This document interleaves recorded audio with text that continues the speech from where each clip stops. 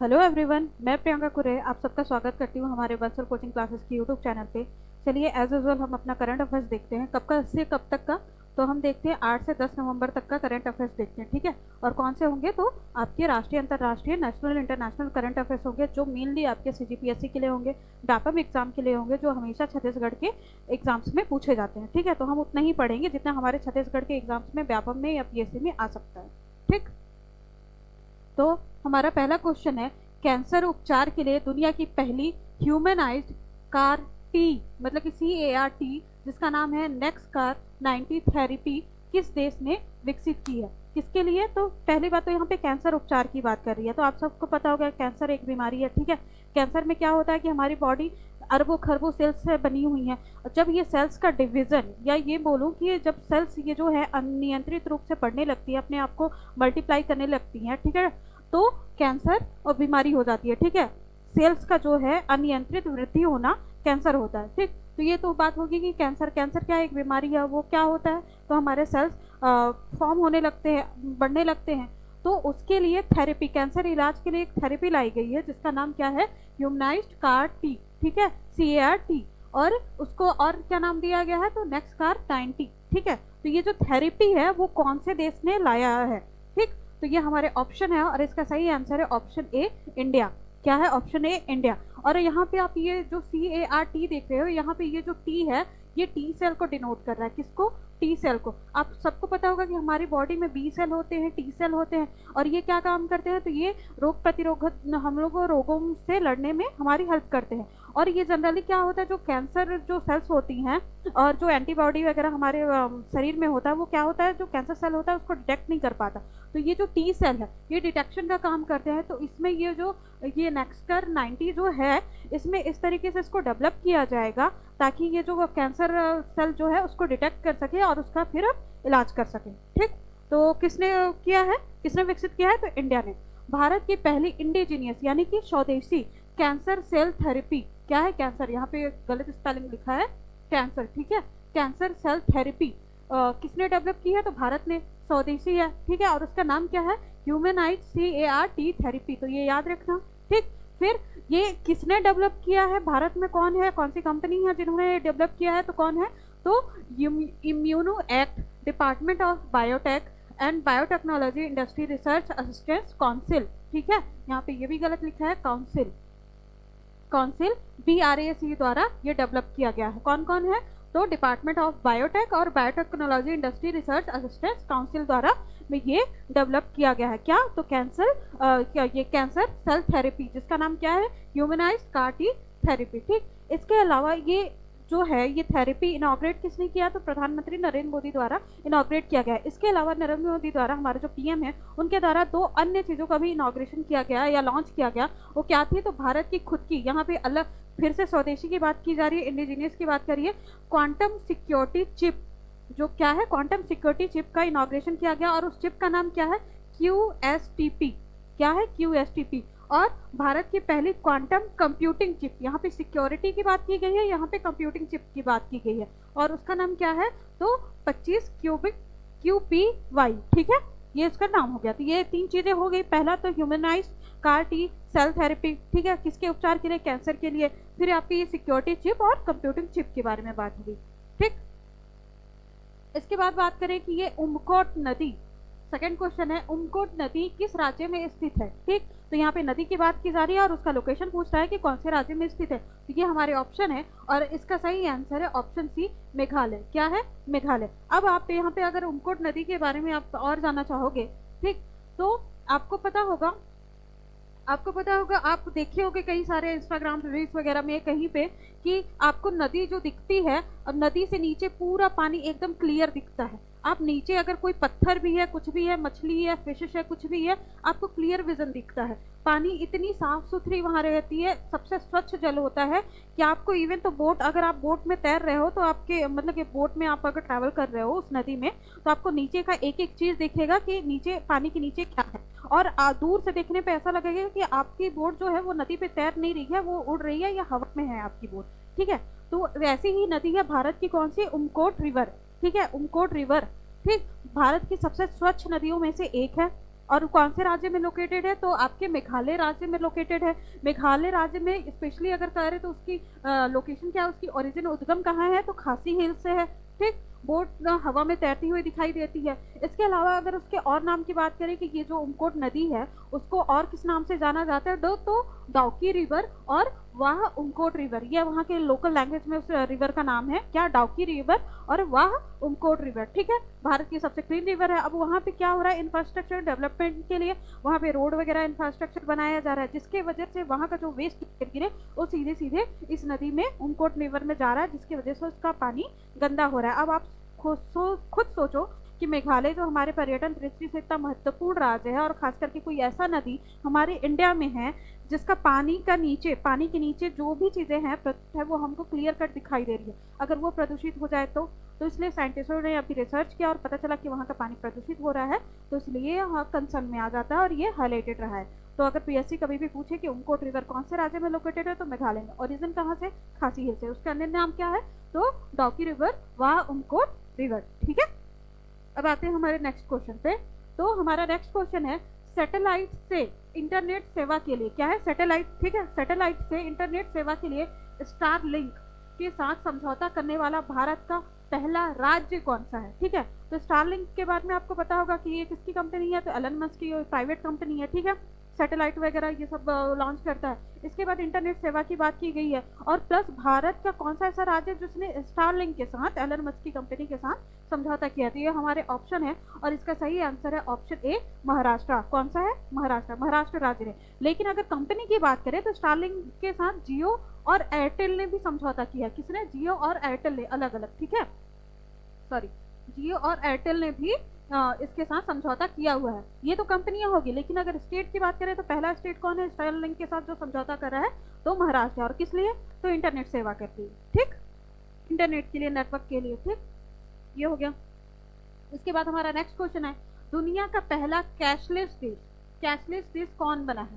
ठीक, कैशलेस यानी कि बिना पैसे की बात की जा रही है। ठीक, और ये हमारे ऑप्शन है और इसका सही आंसर है ऑप्शन डी, स्वीडन। क्या है, स्वीडन। अब यहाँ पे कैशलेस बोलने से ये मतलब नहीं है कि वहाँ की सरकार के पास पैसे ही नहीं होंगे फिजिकल फॉर्म पे, कानूनी रूप से आप वहाँ भी अभी भी, जैसे हमारे यहाँ 10 रुपये 50 रुपये 100 रुपये का नोट होता है, तो आप वहाँ भी नोट्स अवेलेबल है, आप उस कैश से भी नोट से भी लेन देन कर सकते हैं। बट वहाँ के लोग इतना एडवांस हो गए हैं कि कंप्लीट रूप से डिजिटल पेमेंट मेथड अपना चुके हैं। जैसे हमारे यहाँ यूपीआई वगैरह चलता है, तो वहाँ के हर एक जनता, हर कोई हर एक चीज़ के लिए पेमेंट कैसे कर रहा है, डिजिटल फॉर्म पे कर रहा है। तो इसलिए उस देश को अब कैशलेस देश बन चुका है। वो कौन सा देश, तो स्वीडन। ठीक है, बट कानूनी रूप से अभी भी जो नोट्स है, वहाँ की करेंसी है, वो वैध है, मतलब कि वैध है, और आप करेंसी से मतलब कि फिजिकल फॉर्म पे भी ले सकते हो पैसे से। ठीक है, तो ये हो गया स्वीडन के बारे में।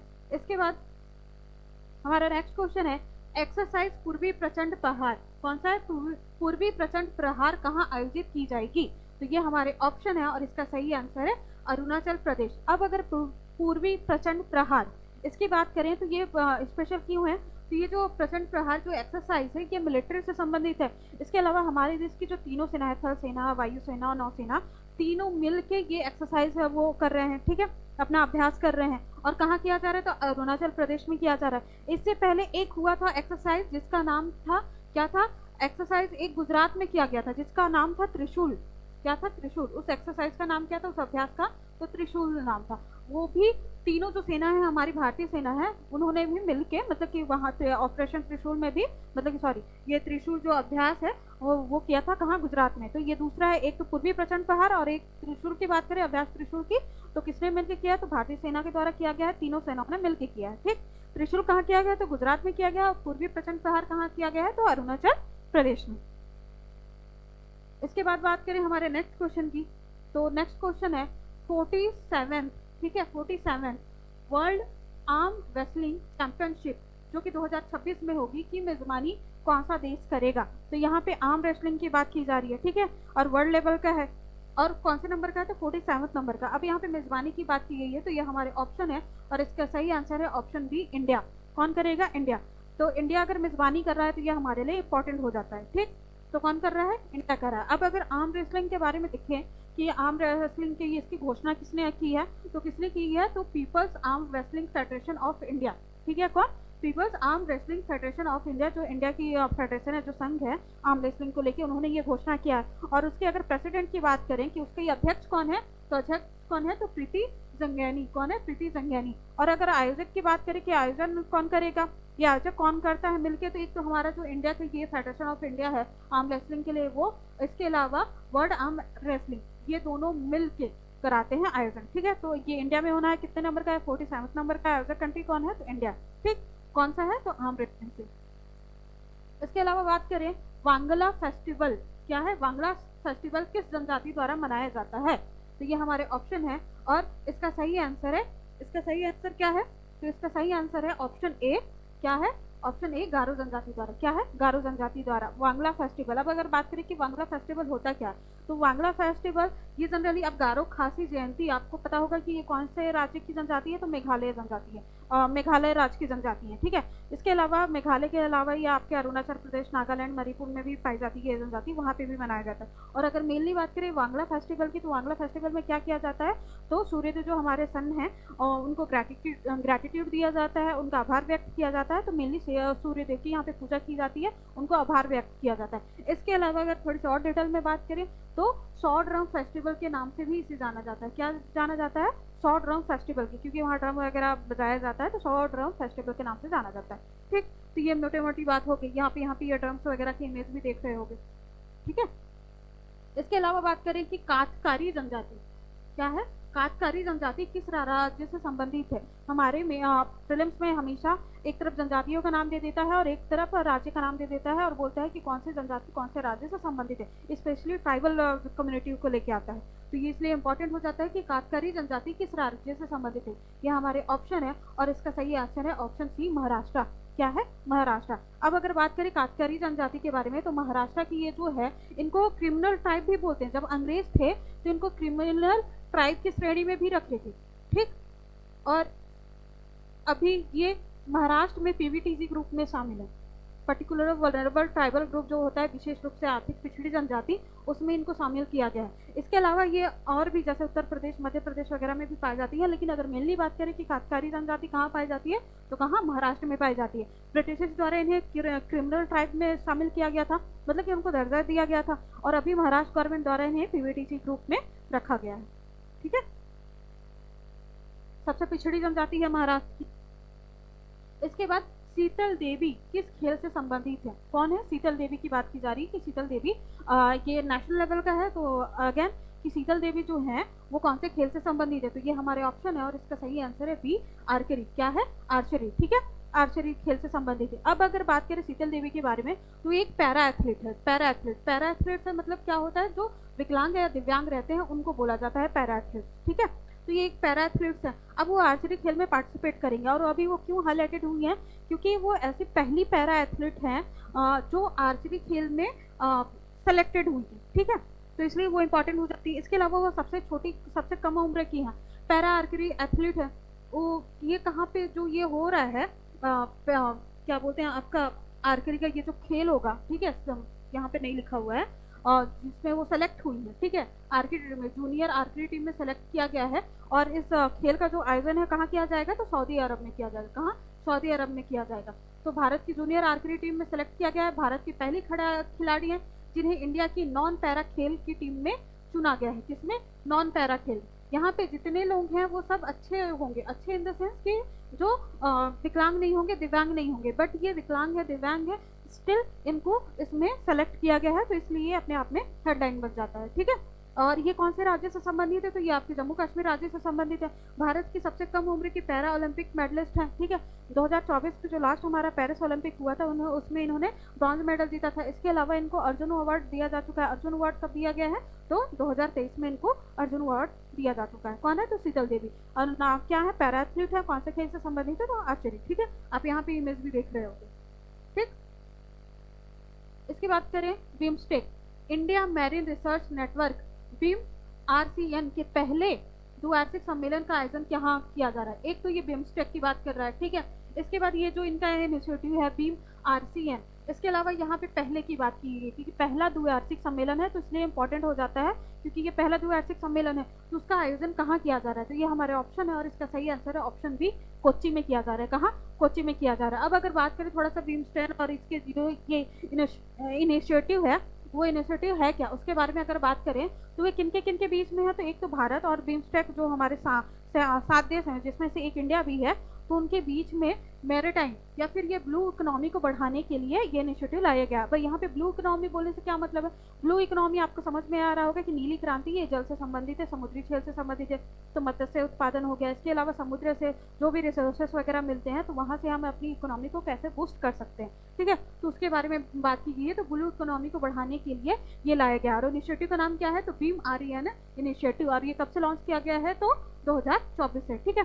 अब अगर बिम्स्टेक की बात करें तो बिम्स्टेक आपके पेपर 7 के लिए इंपॉर्टेंट हो जाता है। किसका अगर फुल फॉर्म देखें तो फुल फॉर्म क्या है, तो Bay of Bengal initiative for multi sectoral technology technical and economic cooperation, ठीक है, क्या है, Bay of Bengal initiative for multi sectoral technical and economic cooperation. और इसका उद्देश्य क्या है, तो बिम्स्टेक देशों के बीच में टेक्नोलॉजिकल या फिर टेक्निकल और इकोनॉमिकल जो भी चीज़ें हैं उसके कोऑपरेशन को बढ़ाना, एक दूसरे का सहयोग करना, एक दूसरे के इकोनॉमिक ग्रोथ में तकनीकी सहायता करना, ठीक है, तो ये इसका उद्देश्य हो जाता है बिम्स्टेक में। अगर इसकी स्थापना की बात की जाए तो कब किया गया, तो 6 जून 1997 को किया गया है। कब किया गया है, 6 जून 1997 में, ठीक। इसके हेडक्वार्टर की बात किया जाए तो ढाका बांग्लादेश में इसका हेडक्वार्टर है। इसके बाद चेयरमैनशिप भी किसके पास है, तो बांग्लादेश के पास ही है।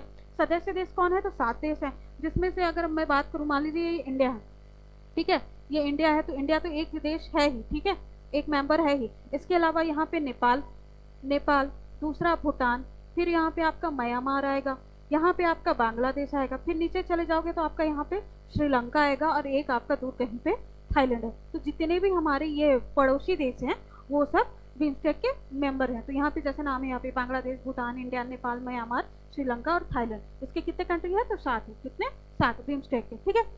कब हुआ है इसकी स्थापना, तो 6 जून 1997 में किया गया है। इसके बाद अगर इसकी सेक्रेटरी जनरल की बात करें कि यहाँ पे सेक्रेटरी जनरल कौन है, तो इंडिया ही है, यहाँ पे स्पेलिंग गलत लिखा हुआ है। और इसके फर्स्ट समिट की बात करें कि फर्स्ट समिट कहाँ हुआ था, तो अगेन कहाँ हुआ था, बैंकॉक थाईलैंड में हुआ था। कहाँ? थाईलैंड एक मेंबर कंट्री है, वहाँ की जो राजधानी है बैंकॉक, वहाँ पे इसका पहला समिट हुआ था। कब हुआ था, तो 31 जुलाई, कब हुआ था, 31 जुलाई 2004 में हुआ था। ये डेट पूछता है एग्जाम में, कई बार पूछा हुआ है कि बिम्स्टेक का पहला समिट या पहला सम्मेलन कहाँ हुआ था, तो बैंकॉक थाईलैंड में हुआ था। कब हुआ था, तो 2004 में। जो 6वें नंबर का हुआ था समिट, जो लेटेस्ट समिट है 2025 में, वो कहाँ हुआ है, तो अगेन बैंकॉक में ही हुआ है, थाईलैंड में। और जो 7वां होने वाला है वो कहाँ होगा, तो आपके बांग्लादेश में। तो ये मोटामोटी आपके बिम्स्टेक के बारे में पूरी जानकारी होगी, ठीक है। और हमारा क्वेश्चन अगेन था कि पहला द्विवार्षिक सम्मेलन का आयोजन कहाँ किया जा रहा है, तो इंडिया में किया जा रहा है। इंडिया में कहाँ, कोच्चि कहाँ है आपका, केरल में, ठीक है।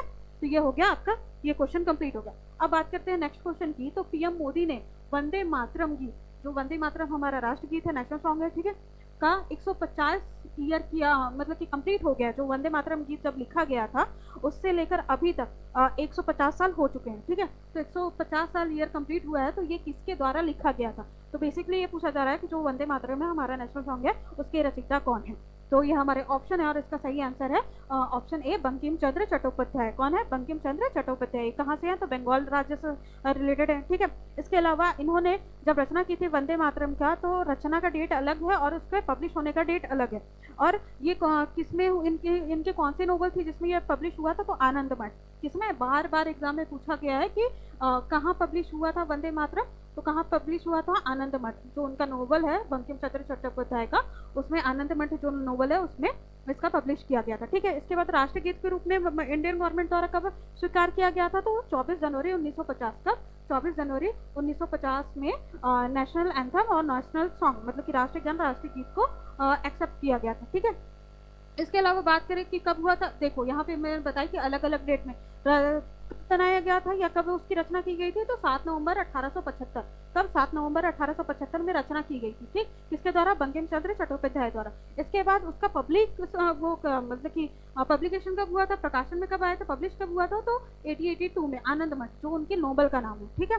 तो 82 में प्रकाशन हुआ था। ठीक है, पहला गायन किसने किया था? तो रविन्द्रनाथ टैगोर ने किया था, रविन्द्रनाथ टैगोर द्वारा किया गया था। ये कब किया गया था? तो 1896 में। 1882 में ये पब्लिश हुआ, लेकिन गायन कब किया गया था? तो 1896 में। किसके द्वारा? रविन्द्रनाथ टैगोर द्वारा। इसके अलावा अगर कांग्रेस की बात करें, जो आईएनएस थी, इंडियन नेशनल कांग्रेस, उसके द्वारा जो उनका वार्षिक अधिवेशन होता था, उसमें 1937 में इसका गायन किया गया था। कब? 1937 में। तो इसलिए इंपॉर्टेंट हो जाता है। ठीक है, उसके लैंग्वेज की बात करें तो संस्कृत बंगाली लैंग्वेज में लिखा गया है।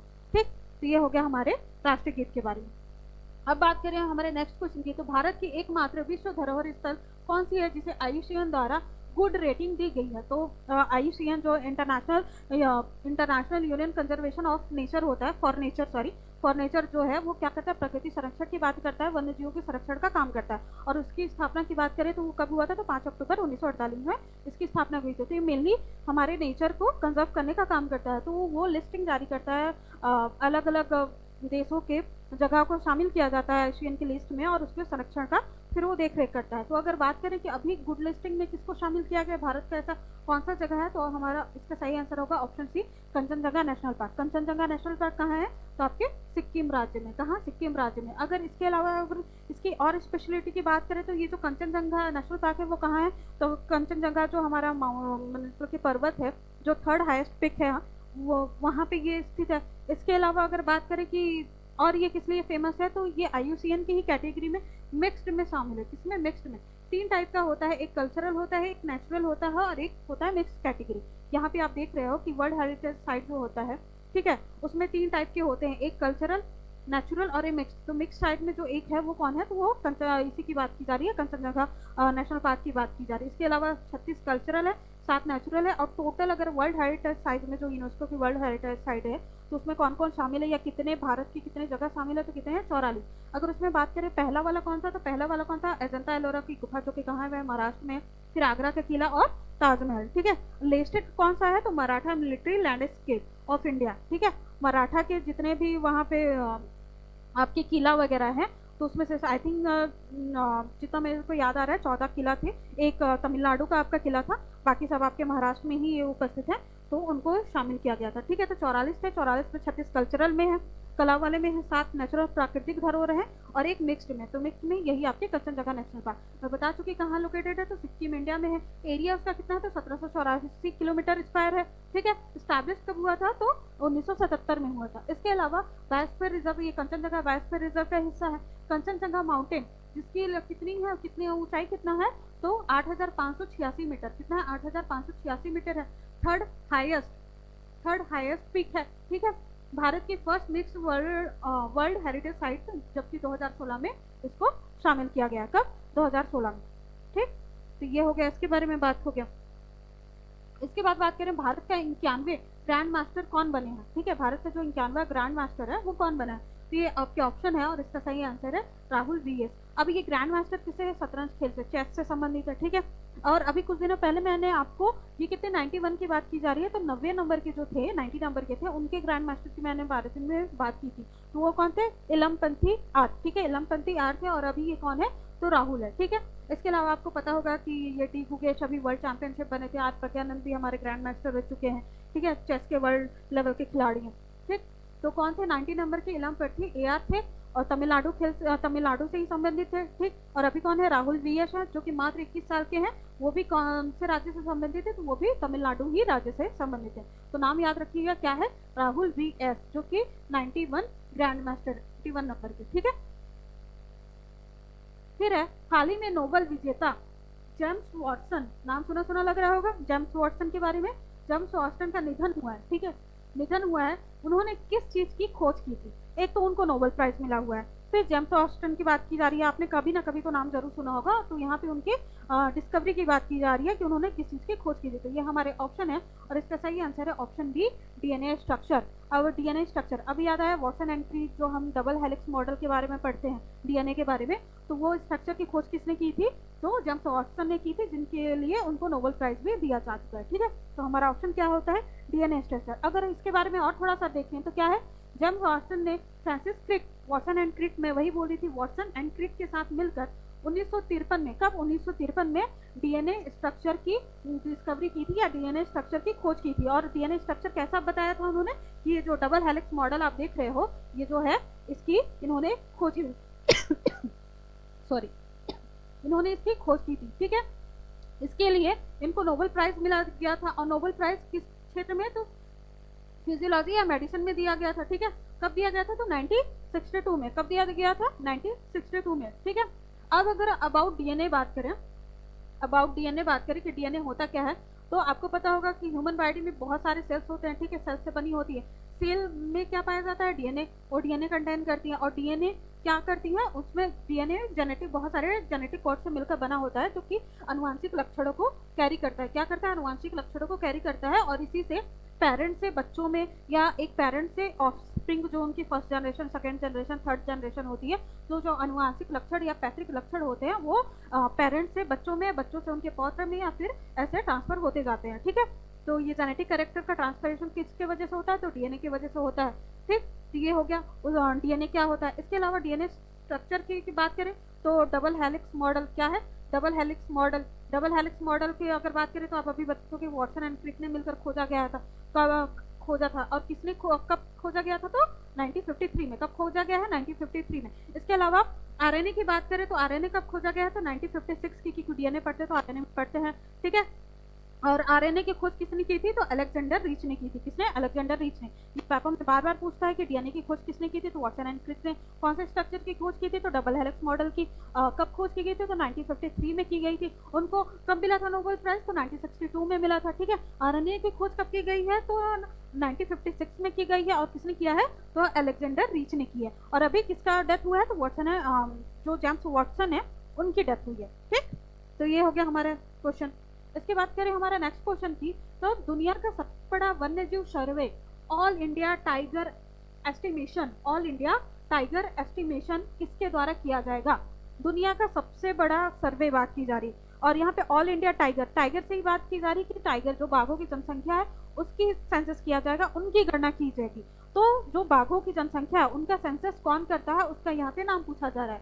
तो यहाँ आपके ऑप्शन है, और इसका सही आंसर है ऑप्शन डी,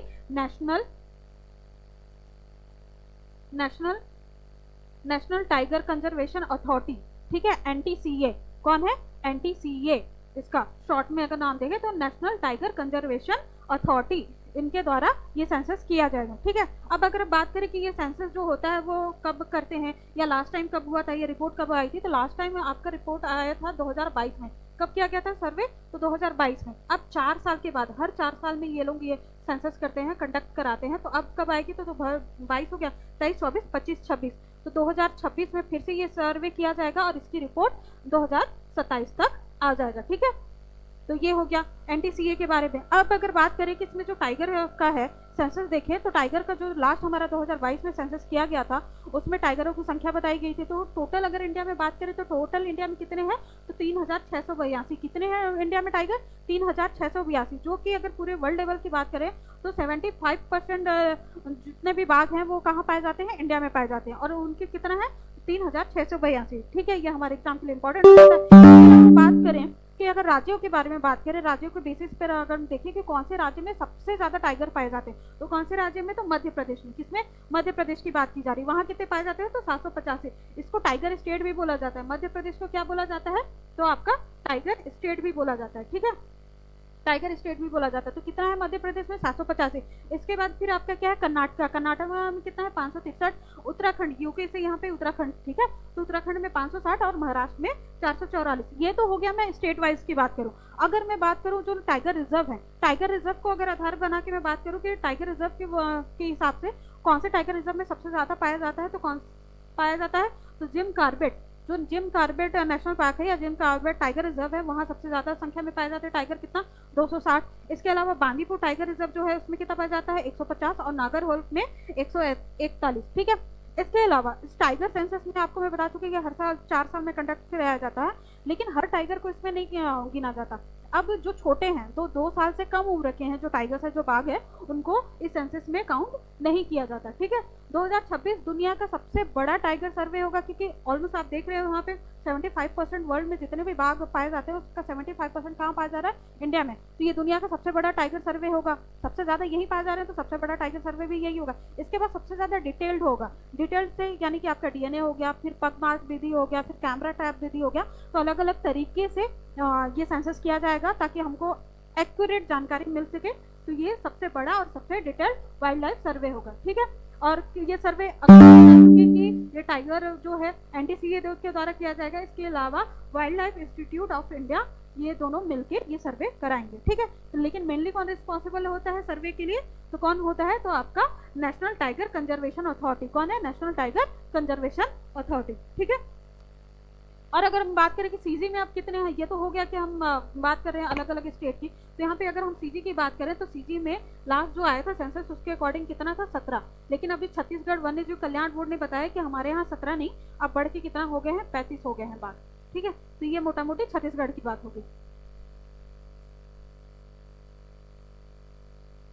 इसके बाद हमारा नेक्स्ट क्वेश्चन है स्पेस एआई डेटा सेंटर, ठीक है। Data centre, space AI data centre बनाने के लिए प्रोजेक्ट सन कैचर, ठीक है। यहाँ पे ये साथ में होगा सन कैचर, ठीक है। सन कैचर, सन कैचर जो है किसके द्वारा लॉन्च किया गया है? तो स्पेस की बात की जा रही है, अंतरिक्ष की बात की जा रही है। वहां पे एआई डेटा सेंटर स्थापित किए और उसका नाम क्या होगा? तो उसका नाम क्या होगा? सन कैचर। तो ये नाम को याद रखना, क्या है? उस प्रोजेक्ट का नाम क्या होगा? सन कैचर। क्या होगा? तो स्पेस में एआई डेटा सेंटर, ठीक है, एआई डेटा सेंटर। अब ये बोला जा रहा है कि ये जो कंपनियां हैं इनमें से कौन ये सन कैचर जो प्रोजेक्ट है वो कौन लागू कर रहा है या किसने लॉन्च किया है, किसके द्वारा लॉन्च किया गया है? तो हमारा सही आंसर होगा ऑप्शन सी, गूगल। गूगल द्वारा ये लॉन्च किया गया। अब अगर हम थोड़ा सा और बात करें कि ये एआई डेटा सेंटर क्या है, तो क्या होगा कि सैटेलाइट होगा अर्थ के बाहर जो होगा, जो सर्वर की तरह काम करेगा, ठीक है। एआई के हिसाब से बात करेगा, एआई उसमें इंस्टॉल रहेगा तो हमको जानकारी इजीली प्राप्त हो जाएगी, ऑथेंटिक मतलब कि एक्यूरेट होने की ज़्यादा संभावना होगी, ह्यूमन एरर थोड़ा कम आएंगे, ठीक है। तो स्पेस में एआई पावर डेटा सेंटर बनाना, एआई पावर, ठीक है। अगेन यहाँ पे एआई आर्टिफिशियल इंटेलिजेंस की बात की जा रही है, वहां पे पावर्ड आएगा, ठीक। एआई पावर्ड डेटा सेंटर होगा, ठीक। एआई पावर्ड डेटा सेंटर होगा। किसने लॉन्च किया है? तो गूगल द्वारा लॉन्च किया गया। फिर भारत और यूनेस्को ने मिलकर किस देश के लिए टीबीईटी इनिशिएटिव की शुरुआत की गई है? टीबीईटी, टीवेट या फिर टीवेट, भारत और यूनेस्को ने मिलकर, ठीक है।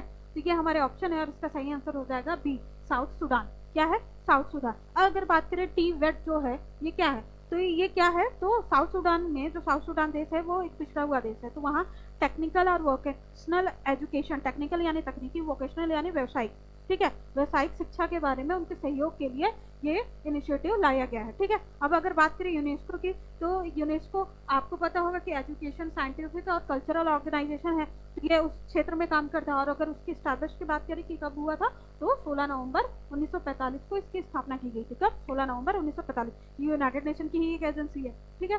तो साउथ सुडान, भारत और यूनेस्को मिलकर साउथ सुडान के लिए ये इनिशिएटिव लाए हैं। किस लिए लाए हैं? तो उनकी तकनीकी और व्यावसायिक शिक्षा या फिर बोले टेक्निकल और वोकेशनल एजुकेशन और ट्रेनिंग के लिए ये लाया गया है। किसके लिए? साउथ सुडान के लिए, ठीक है। तो ये हमारे आज के क्वेश्चन पूरे यहाँ पे समाप्त होते हैं। ये आपके 10 तारीख तक के रहे हैं। अब 10 तारीख के बाद से जो भी है हमारे सीजीपीएससी के लिए जो इंपॉर्टेंट हो गए उसका फिर से हम एक साथ में वीडियो ले आएंगे, 2-4 दिन का साथ में, ठीक है। तो हम मिलते हैं अपने नेक्स्ट सेशन में।